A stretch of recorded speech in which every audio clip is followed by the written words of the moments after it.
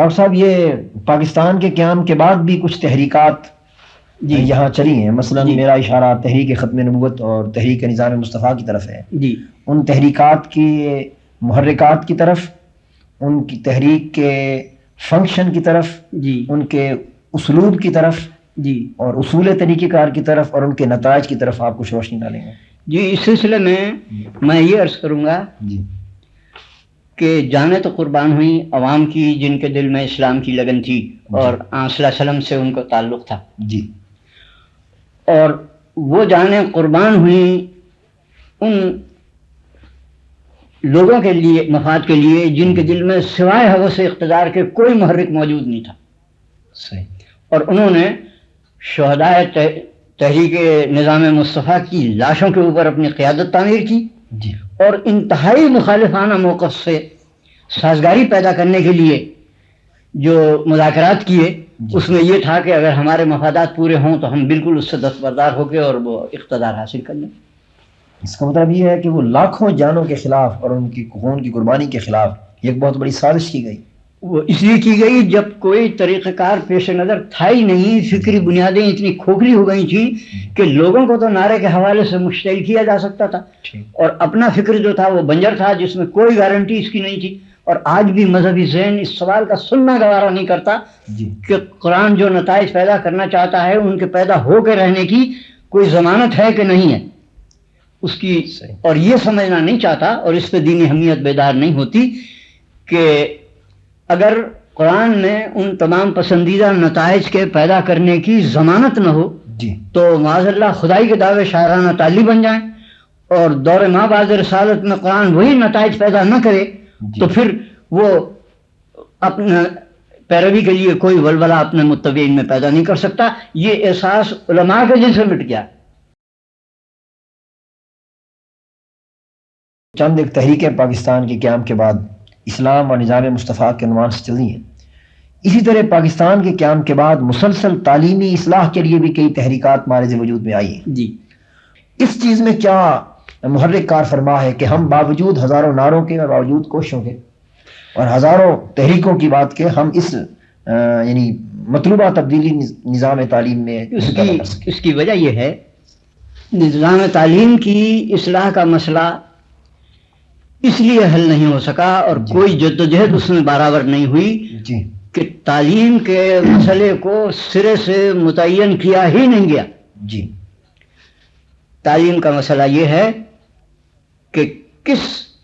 نظام افکار پر مبنی،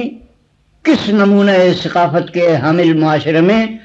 کیا کام انجام دینے کے لیے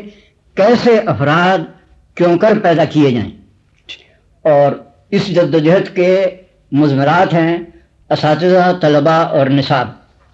مگر نظام تعلیم کی اصلاح کے لیے جب بھی ذمہ داری سونپی گئی صرف ان لوگوں کو سونپی گئی جو کوئی تبدیلی نظام تعلیم میں لانا پسند ہی نہیں کرتے، جس کی وجہ یہ ہے کہ انہیں اپنے موجودہ مناصب جو ہیں وہ برطانوی نظام تعلیم سے حاصل ہوئے ہیں اور وہ اپنے لیے یہ مشکلات پیدا نہیں کرنا چاہتے کہ نظام تعلیم کے لیے کوئی نیا نمونہ زندگی پیدا کریں. اس لیے انہوں نے جب مشورہ دیا یہ دیا کہ الف سے ابتدائی تعلیم سے شروع کیا جائے، اور مصلحت یہ تھی کہ اگر اس جدوجہد میں 2-3 برس لگے اور اس کے بعد موقع ملا اور اس کا رخ بدلنا درکار ہوا تو پھر اسے وہیں لا دیا جائے گا. اور درکار یہ تھا کہ اعلیٰ ترین معیار کو پیش نظر رکھ کے اس کے تقاضے پورے کرنے کے لیے جو شرائط پوری کرنی چاہیے تھی ان کے لیے جدوجہد کی جاتی، اور پھر اس تعلیمی نصب العین کے ساتھ ابتدائی تعلیم کو مربوط کرنے کے لیے درمیان میں جتنے مراحل تھے ان کو پورا کرنے کی شرائط ادا کی جاتی. تو اس میں سے کچھ نہیں کیا گیا، اور جو جدوجہد قائد اعظم نے فرمائی تھی اور دسمبر سن 44 میں آل انڈیا مسلم لیگ نے یہ ریزولوشن پاس کیا تھا کہ پاکستان بننے کے بعد جو نظام تعلیم درکار ہوگا وہ کیا ہوگا، اس کی اس تمام جدوجہد کو یہاں کی بیوروکریسی نے، تعلیمی بیوروکریسی نے نظر انداز کر دیا اور اس کی طرف کوئی التفات نہیں کیا، اور اب وہ کراچی یونیورسٹی کے اندر ایک ریکارڈ کے طور پہ وہ ساری چیزیں پڑھی ہیں اور درمیان میں اس کی طرف کوئی توجہ نہیں ہو سکی. جی اس کی وجہ یہ ہے کہ لوگ سیکولر نظام تعلیم سے ہٹنا چاہتے ہی نہیں، اور اصل خرابی یہ ہے کہ جس طرح سے رہنمائی آنی چاہیے تھی، یعنی علماء دین کی طرف سے، ان کا نظام تعلیم بھی اپنی خاصیت میں ویسا ہی سیکولر ہے جیسے انگریز کا لایا ہوا نظام تعلیم کالجوں اور یونیورسٹیوں میں سیکولر ہے. کیونکہ سیکولرزم کے معنی یہ ہیں جی کہ مذہب اور اخلاق انسان کی انفرادی نجی شخصی زندگی کا مسئلہ ہے، جی اور ان کا کوئی اثر معاشرت، معیشت اور سیاست کے اوپر نہ ہے. اس کا نام ہے سیکولرزم. جی تو جب تک اسلام کے نقطۂ نگاہ سے نہ سوچا جائے اور ان تمام مسائل کا حل دریافت نہ کیا جائے، اس وقت تک تبدیلی لانے کا اور اس لانے کی کوشش میں کامیاب ہونے کا کوئی تصور پیدا نہیں ہوتا. اور اس کے لیے ایک درکار یہی تھا کہ محکومی کے دور میں جو ہماری فکری بنیادیں کھوکھلی ہو گئی تھیں اور ہمارے دور زوال میں ہماری صلاحیتیں چھن گئی تھیں، تو ان فکری بنیادوں کے کھوکھلاپن کو رفع کرنے کے لیے اور نسلین کو دور جدید کے مشکلات کے پیش نظر اسلامی مقاصد کی تکمیل کی خاطر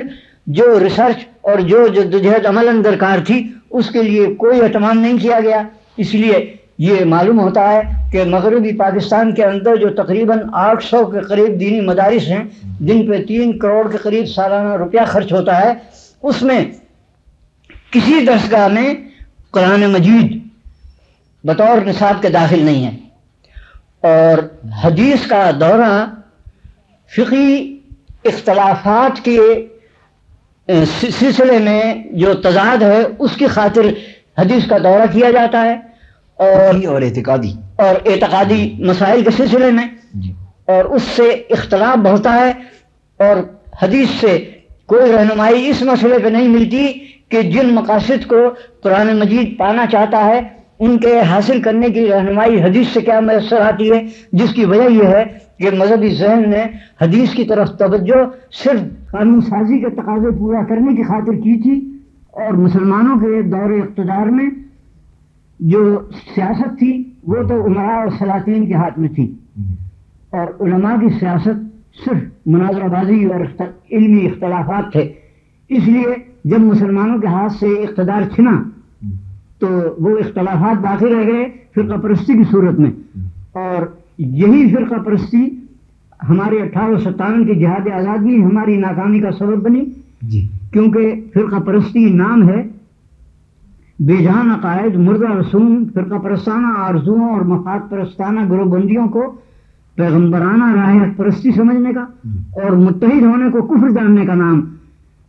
انہوں نے پیغمبرانہ راہ پرستی سمجھا ہے، اور دینی حمیت کا اظہار فرقہ پرستانہ منافرت میں ایک دینی فریضے کے طور پر اختیار کیا جاتا ہے. تو اس نے مختلف گروہوں اور فرقوں میں بانٹ دیا ہے، اور جب دیانتداری سے نجی طور پہ کسی علماء کے طبقے کے نمائندے سے یہ پوچھا جائے کہ یہ زندگی بدلتی کیوں نہیں اور کیوں نہیں متحد ہوتے اور ایک ہمگیر اسلام کا نقطۂ نگاہ پیدا کیوں کر کے اس کے لیے جدوجہد کیوں نہیں کرتے، تو جواب یہ ہوتا ہے کہ اگر ہم یہ اختلافات چھوڑ دیں تو ہم جائیں گے کہاں.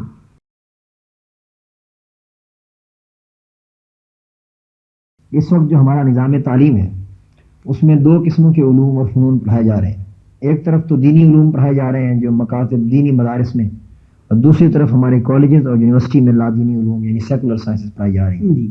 تو تعلیمی اصلاح کے لیے ان ہر 2 مکاتب میں اور ہر 2 قسم کے علوم و فنون، یہ دونوں قسم کے نصابوں میں کس کس سطح پر کس کس نوعیت کی تبدیلی درکار ہے؟ اس کے لیے یہ ضروری ہے جی کہ سب سے پہلے اعلیٰ ترین سطح پہ یعنی یونیورسٹی کے معیار کے اوپر جی جدوجہد کی جائے. جی. اور ہماری یونیورسٹیوں کی بدنصیبی یہ ہے جی کہ پاکستان بننے کے بعد سے آج تک یونیورسٹیوں نے ان مسائل کی ریسرچ کو اپنا فنکشن قرار نہیں دیا جن کے حل کرنے پہ پاکستان کی بقا اور اسلام کی ترقی منحصر ہے. جی تو اب تک تمام یونیورسٹیوں میں ایک جوالی کے انداز کا درس و تدریس اور ریسرچ ہو رہی ہے جو ہمیں مغرب کی پیروی میں اس بہانے سے کرنی درکار ہے کہ اس دور کے تقاضے کیا ہیں، اور یہ تقاضے صرف مغرب کی پیروی سے انہیں پورے ہوتے ہوئے نظر آتے ہیں. جی اور یہ سمجھ میں نہیں آتا کہ اگر کوئی جماعت اور کوئی قوم اپنے موقف اصلی سے ہٹ جائے تو وہ ہرگز باقی نہیں رہ سکتی، اور پاکستان جو اسلام کے نام پہ وجود میں لایا گیا ہے، اگر اس سے وہ تقاضے پورے نہ ہوں تو نہ پاکستان باقی رہ سکتا ہے اور نہ یہ اعتماد برقرار رہ سکتا ہے کہ اسلام کوئی رہنمائی اور ہدایت ہے جی۔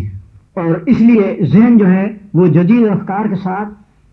سازگاری اور کمپرومائز کا انداز پیدا کرتا ہے، اور یہ سمجھتا ہے کہ اگر مذہب نجی زندگی کے واقعی کی حیثیت سے برقرار رہے اور ہم زندگی کے تقاضے پورا کرنے کے لیے ترقی یافتہ مغربی اقوام کے فکر کی پیروی کریں تو ہم اپنے مسائل حل کر سکیں گے، لیکن ہم یہ بات فراموش کر دیتے ہیں کہ بین الاقوامی سطح کے اوپر زندگی کی خاصیت یہ ہے کہ وہ عداوت و عناد اور اس کے جوابی عمل یعنی جنگ در جنگ کا مظہر ہے، اور اس کا علاج قرآن نے یہ بتلایا ہے کہ دین حق کو بین الاقوامی سطح کے اوپر غالب کر کے زندگی کو امن اور اطمینان مہیا کیا جائے۔ لیکن جب ہم بین الاقوامی زندگی کی اس خاصیت کو فراموش کر دیتے ہیں تو پھر ہم اس سازش کا شکار ہو جاتے ہیں جو دشمنان اسلام کی طرف سے اسلام اور تو سوال یہ ہے کہ اس موجودہ زوال کی ابتلا کی صورتحال سے نکلا کس طرح جائے؟ اس سے نکلنے پرابلم جس کی نشاندہی آپ نے کی ہے جی انفرادی اجتماعی اور بین الاقوامی سطح پہ اس صورتحال سے نکلا کس طرح جائے، یہ دراصل مسئلہ درپیش ہے۔ اس ابتلا سے نکلنے کے لیے جی یہ درکار ہے کہ ہم قرآن مجید کی نسبت جی یہ اعتماد بحال کریں جی کہ یہ واقعی ایسی رہنمائی اور ہدایت ہے جو تاریخ انسانی کے ہر دور میں جی اور زندگی کے تمام تقاضوں کو پورا کرنے کے لیے روشنی، رہنمائی اور ہدایت دے سکتی ہے۔ سب یہاں پھر میں ایک سوال کروں گا، وہ سوال یہ ہے کہ قرآن مجید کی نسبت یہ اعتماد کس طرح بحال ہو؟ یہ اعتماد یہ خرابیاں تو تبھی پیدا ہوئی کہ قرآن کی ہدایت کی نسبت نتیجہ خیزی اور اثر انگیزی کا یہ اعتماد بحال نہیں رہا تھا۔ جی جب تک بحال رہا نتائج پیدا ہوتے رہے۔ جی اب جب یہ اعتماد مزمحل ہو گیا ہے جی اور مستقبل کو سنوارنے کے لیے قرآن کی ہدایت پر یہ اعتماد یقین مسلمانوں کا کام باقی نہیں رہا، جی تو اب پھر یہ سوال ہے کہ یہ اعتماد بحال کس طرح کیا جائے؟ یہ اعتماد بحال کرنے کے لیے یہ ضروری ہے کہ مطالعہ قرآن کا ایک ایسا منہاج دریافت کیا جائے جس سے نزول قرآن میں جو منشاء الہی ہے وہ بغیر کسی التباس کے ٹھیک ٹھیک سمجھ میں آ جائے، اور اس کی صورت یہ ہے کہ قرآن مجید نے اپنی نسبت جتنے دعوے کیے ہیں پہلے ان کو جمع کیا جائے، اور پھر قرآن کی حقانیت کی مدافعت اس طرح کرنے کے بجائے جیسے ایک وکیل اپنے ملزم موکل کی مدافعت کرتا ہے کورٹ میں، یہ جستجو کی جائے کہ قرآن نے سے پورے سچے ثابت ہو سکتے ہیں اور ان شرائط کو قرآن کی رہنمائی خود کس حد تک اور کس انداز سے پورا کرتی ہے، تو پھر قرآن کے مطالعے کا وہ منہاج میسر آئے گا جس سے نزول قرآن کے منشاء الہی کو ہم سمجھ سکیں۔ اصل عملی دشواری اس وقت یہ ہے کہ صاف ظاہر ہے کہ قرآن سے مطالعے کا اس منہاج کا اخذ کرنا یہ انہی لوگوں کا کام ہے جو صاحب علم ہوں یا قرآن کی زبان کو سمجھتے ہیں جی، اور وہ علماء ہیں، اور علماء پہلے سے اس منہاج سے واقف نہیں ہیں جی اور انہی کی فکری کھوکھلا پن کی بنیاد پر جو نتائج پیدا ہوئے ہیں وہ آپ کے سامنے ہیں۔ جی تو یہ جدید جو فرما رہے ہیں آپ کے مطالعے کا ایک خاص منہاج ہو، جی جس منہاج کے ذریعے یہ دریافت کیا جائے کہ قرآن کی نتیجہ خیزی کی اور اس کے یقین کی اثر انگیزی کی اساس کیا ہے، جی تو یہ اس منہاج پہ ورک کون کرے گا، کون کام کرے گا، اور کون اس منہاج کی بنیاد پہ مطالعہ کر کے نتیجہ خیزی کی اساس متعین کرے گا؟ وہ لوگ متعین کریں گے جن کی دینی حمیت اس مسئلے کے اوپر بیدار ہو کہ اگر قرآن کی رہنمائی میں ان تمام پسندیدہ نتائج کے پیدا ہونے کی گارنٹی نہ ہو تو خدائی کے دعوے شاعرانہ تعلیم بن جائیں گے۔ اس مسئلے پہ دینی حمیت بیدار ہونی چاہیے اور قرآن کے مطالعے کا وہ منہاج میں تلاش کرنا چاہیے جس سے یہ اعتماد بحال ہو کہ قرآنی وحی میں منشاء الہی نزول وحی قرآنی کا جو ہے وہ یہی ہے اور اس کے بارے میں کوئی دوسرا التباس پیدا نہ ہو۔ یہاں ڈاکٹر صاحب آپ کے فکری منہاج کی بات ہوئی، آپ نے اس دور میں اپنے ایک مخصوص فکری منہاج کو بڑی شدت کے ساتھ پیش کیا ہے اور اسے متعارف کرایا ہے تو اور اس فکری منہاج کی جو بنیادی خصوصیت ہے آپ کے یہاں وہ علم بالوحی اور انسانی زائدہ علم کے مابین امتیاز ہے. جی آپ یہ سمجھتے ہیں کہ انسانی زائدہ علم کے مسائل کچھ اور ہیں جی اور علم بالوحی کا مسئلہ کچھ اور ہے. جی تو میں چاہوں گا کہ اس کی تفصیل کیا ہے اور اس میں امتیاز کس بنیاد پہ آپ پیدا فرماتے ہیں؟ اس میں امتیاز یہ ہے کہ انسانی استعداد کے زائدہ علم کی طرف تو قرآن مجید میں اس آیت میں نشاندہی کی گئی ہے. جی علم الآدم اسماء کلہا، اور قرآن میں یہ بھی بتایا گیا ہے کہ اللہ قصد السبیل ومنہا جائرون. تو جو انسان اپنی استعداد سے جن حقائق کو نہیں سمجھ سکتا اور جو نتائج پیدا نہیں کر سکتا، اس کے لیے اسے قصد السبیل درکار ہے. جی اور اس کے سمجھنے کے لیے یہ ضروری ہے کہ اسلام نے جو قرآن مجید میں جو اصطلاحیں استعمال کی ہیں انہیں قرآن ہی کے حوالے سے سمجھا جائے اور ان اصطلاحوں کو بدلا نہ جائے، کیونکہ اصطلاحوں کے بدلنے سے یونیورس آف ڈسکورس یعنی بحث و نظر کی اور فکر کی کائنات بدل جاتی ہے. یہ نوبت نہ آنے دی جائے تو پھر ہماری سمجھ میں وہی بات آئے گی جو قرآن سمجھانا چاہتا ہے. تو اس سلسلے میں یہ ضروری ہے کہ پہلے ہم یہ محسوس کریں کہ انسانی زندگی میں ہدایت کی احتیاج کیا ہے. جی اور ہدایت کی احتیاج قرآن کے مطالعے سے یہ معلوم ہوتا ہے کہ اس کی زندگی کی جو اصلاح طلب خاصیت ہے سب سے پہلے اس کا جاننا ضروری ہے. اور پھر زندگی کے مختلف پہلو کیا ہیں جی اور ہر پہلو کی اصلاح طلب خصوصیت کیا ہے اور اس کی اصلاح پذیری کا تصور کیا ہے اور وہ کس نسبین کے حوالے سے وہ اصلاح ہوگی، اور اس نسبین کو حاصل کرنے کا اعتماد قرآن مجید جی جس مواد طبیعی فکر پہ استوار کرنا چاہتا ہے وہ قرآن نے کس شکل میں مہیا کی ہے، اور وہ لائعمل کیا ہے جس سے قرآن کے عطا کردہ مطامع نظر اور مقاصد کو یقیناً اور حتماً پایا جا سکے، اور اس لائعمل پہ عمل پیرا ہونے کی عملی اساس کیا ہے، اور اس عملی جد و جہد کو پرکھنے کا معیار کیا ہے، اور اس کا نمونہ کمال کیا ہے، اور وہ محرک کیا ہے جو اس جد و جہد میں استقامت دلا دے اور انحراف نہ کرنے دے. ان سارے سوالات کا جواب ہمیں انفرادی زندگی کے حوالے سے اور اجتماعی زندگی میں معاشرتی، معاشی اور سیاسی پہلوؤں کے حوالے سے درکار ہے، اور بین الاقوامی زندگی میں جو اس وقت سب سے بڑے فساد کا سرچشمہ ہے جس نے زندگی کے انفرادی اور اجتماعی زندگی کے تمام پہلوؤں کو تباہ کر رکھا ہے، اس کی اصلاح کا طریقہ قرآن مجید سے اخذ کریں تو پھر ہمیں قرآن سے وہ رہنمائی میسر آ سکے گی جو قرآن چاہتا ہے کہ ہم حاصل کریں.